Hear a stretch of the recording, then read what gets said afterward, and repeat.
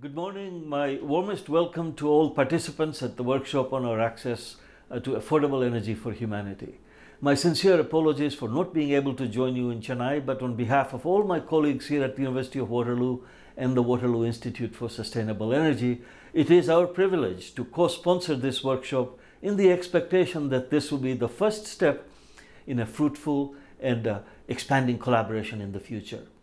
Let me begin my remarks to set the context for challenges of the global energy system with a simple proposition. Energy is a fundamental enabler of human betterment, and availability of energy is intricately linked to our quality of life, the biophysical environment, and the ecosystem that supports it. Furthermore, it's just as important to place access to affordable energy services at the central focus for human betterment. Energy access is not only a powerful driver, but it is a critical enabler for achieving just about all the UN Sustainable Development Goals. I highlight three key themes to provide a frame for our thinking. Energy and climate are intertwined.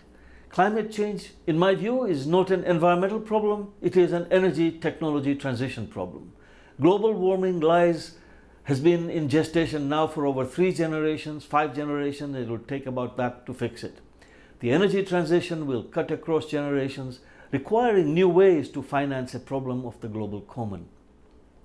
An ecosystem view of the energy transition is crucial to the development of low carbon energy future that is built on resilient pathways and that gets us away from thinking about only linear pathways and a one magical silver bullet solution. The promise of affordable energy access for every global citizen is in sight. Disruptive innovation driven by decentralized distributed energy resources enabled by digitalization, and a convergence of the physical energy infrastructure with IoT, devices, sensors, and data analytics. The threat of climate change is real here and now, and its impacts will manifest themselves in diverse ways. The IPCC assessments are about as compelling and clear as they can be. The need to bend the carbon emissions curve is no longer in the realm of scientific disputes. The bottom left-hand image is a composite NASA satellite image of the world at night. It is a powerful reminder of the endemic global inequality. The area of light and darkness, a stark reminder of those who have access to energy and those who don't. And without access to energy, the vicious cycle of extreme poverty remains unbroken. Billions with no access to energy services. You might ask, does it matter? Well, absolutely it does, without a doubt. Some 2.6 billion people in the world, no access to clean cooking fuels and or electricity, of which half as many, 1.3 billion, without any electricity access at all. The consequences of this inequality are as clear and disturbing as they are staggering. Now here is a picture of the global distribution of energy poverty and inequality. For example, if we just focus on one aspect, health consequences, the total number of deaths each year directly related to household indoor air pollution equals about 4.3 million plus. The unacknowledged silent killer on a global scale exceeds the number of deaths from malaria, AIDS, and TB combined. That this tragic tale continues to maintain its grip, mostly in sub-Saharan Africa and developing Asia and parts of Latin America, is a matter of record. Well documented, well rehearsed, but below the level of our collective consciousness for action. So if we do nothing, by 2050 just about a large proportion of humanity, approximately a third, will be without affordable electricity and clean fuels for cooking. Energy access not only provides the quanta of light to stave off the darkness, but it is the launchpad for economic empowerment and education. In essence, a true light that can make a difference in the lives of many. At WISE, we launched a global change initiative called Affordable Energy for Humanity in 2015 with but just one simple goal: to make energy poverty a footnote of history within 2 decades. We have put together a consortium of 50 plus entities, academic institutions, small to medium enterprises, corporates, NGOs, and government agencies in some 35 plus countries, with the involvement of 165 plus leading thought leaders, strategists, and practitioners. And we ask, What can science and technological innovation combined with expertise in governance and social innovations do to make this aspiration a reality? What we need is accelerated deployment of clean, distributed energy solutions on a massive scale to reach the billions with no access. This is our ambition. Let me also digress briefly but point to a compelling current problem about to get worse. Millions of migrants on the move, either fleeing persecution, floods, fires, famines, droughts, rising sea levels, and after effects of tsunamis and hurricanes. All this translating into social and political upheaval, and climate stress is at the cusp of making things even worse. I want to highlight an important initiative for you. According to the UNHCR, today there are some 70 million refugees and displaced persons in camps around the world. Sadly, this is not a temporary phenomenon. A very large proportion of the refugee camps for displaced persons in existence today have been around for a relatively long period, often 20 to 30 years. The persistence of the problem forces us to ask a question, and a hard question. Can we not do something creative and truly innovative that could help matters? Surely, something out of our innovation toolkit can provide at least a partial answer.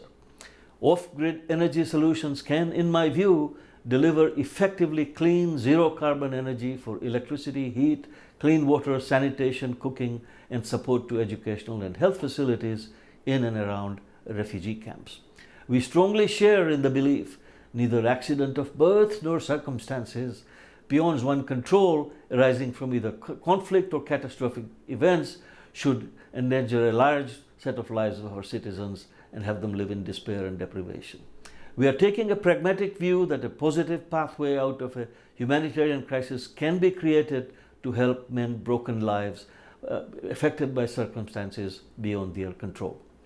We are currently pursuing a major initiative of humanitarian action through the MacArthur Foundation challenge of $100 million and change. Now you might ask, what can $100 million and change do? Well, quite a lot, but not nearly enough. Most refugee settlements are in remote locations that dictate use of large amounts of fuel for transport and diesel generation for electricity to support health clinics, schools, food storage, water pumping, and street lighting. Estimates indicate that 5% of this humanitarian agencies' expenditures go to oil fuel costs, and in 2017 alone, about $1.2 billion, 5% of such funding went to fuel.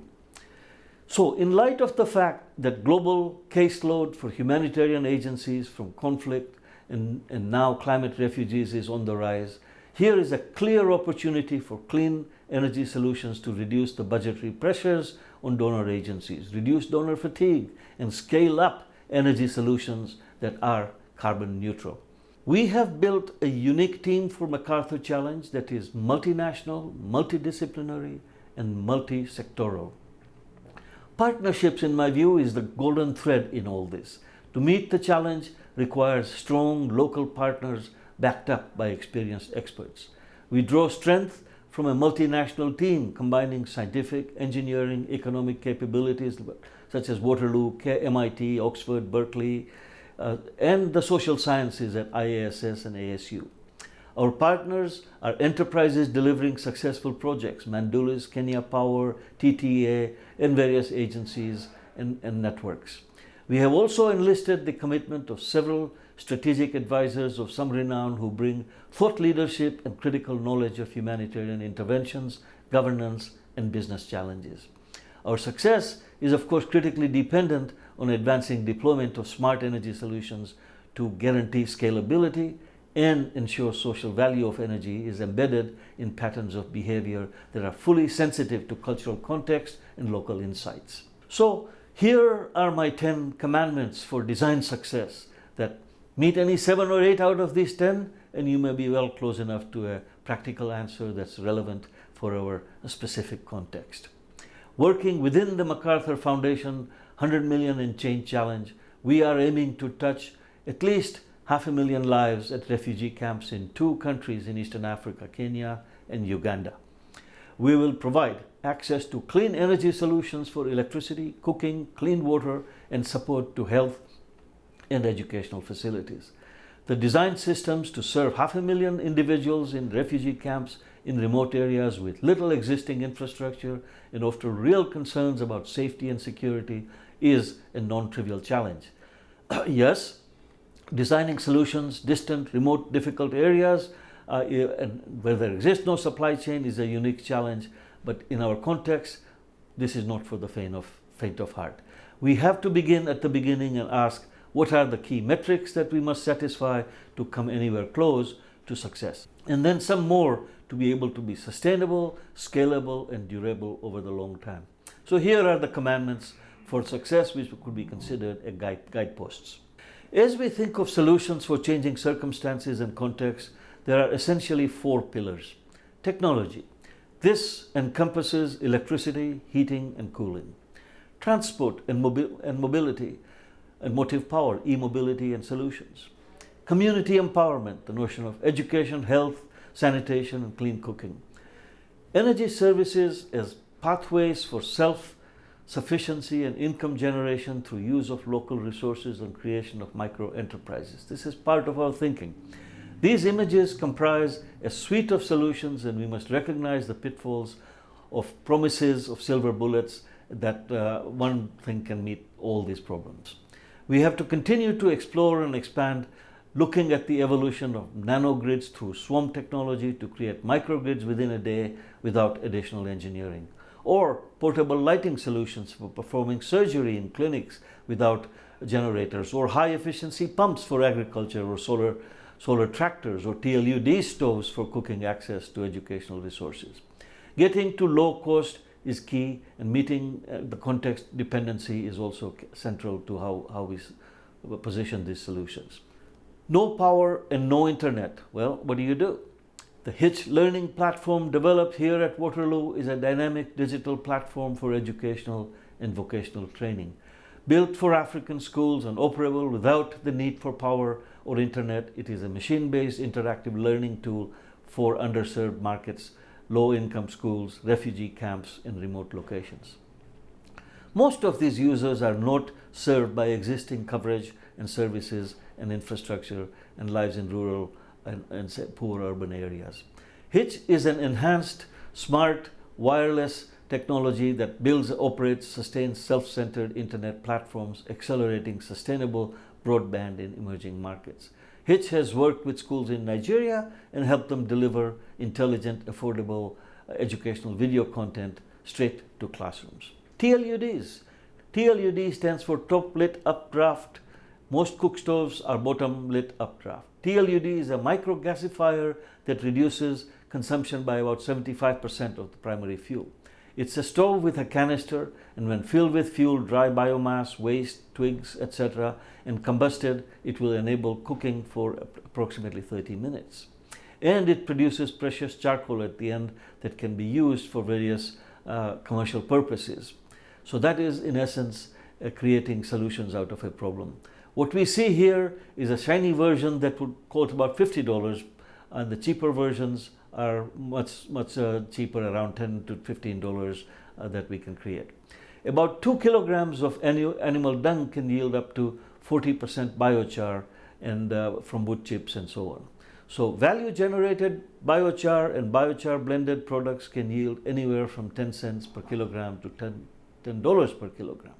So that's the value of a TLUD. Energy, water, food nexus. For example, registered refugee camps in Uganda are provided a plot of land. A positive step, but with its challenges in dry, arid areas. What I show here is a pump designed by Katie Taylor at MIT, a student with her co-founders at KethWorks. It's a centrifugal pump with triple the efficiency of similar sized pumps. That means it could be powered by 1/3 as many PV panels and reduces the cost.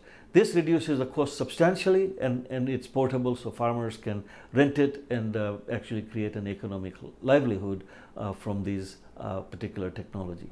So we can adapt to situations of interest in not only pumping water, but access to farmers, meeting basic needs for clean water in the proximity of refugee camps. Apart from options for production of energy, we often forget that delivering requires energy services at low cost, can be accomplished through high efficiency appliances. If you take a total system perspective, then super efficient appliances provide a unique pathway for reducing the capital requirements that are often a barrier to energy access. I would like to highlight and bring to your attention the September issue of the Proceedings of the IEEE that is relevant, up to date, and summarizes the current state of the art. Issues, challenges, and solutions for delivering electricity for energy disadvantaged communities. Universal energy access. Well, can it be done? Our goals and objectives are clear and simple. We want energy services to be affordable so energy poverty can be relegated to a footnote of history. We want to be judged by future generations in a positive light, a global environment that meets the needs of future generations without compromise. Pathways to a sustainable energy future, clean, affordable energy.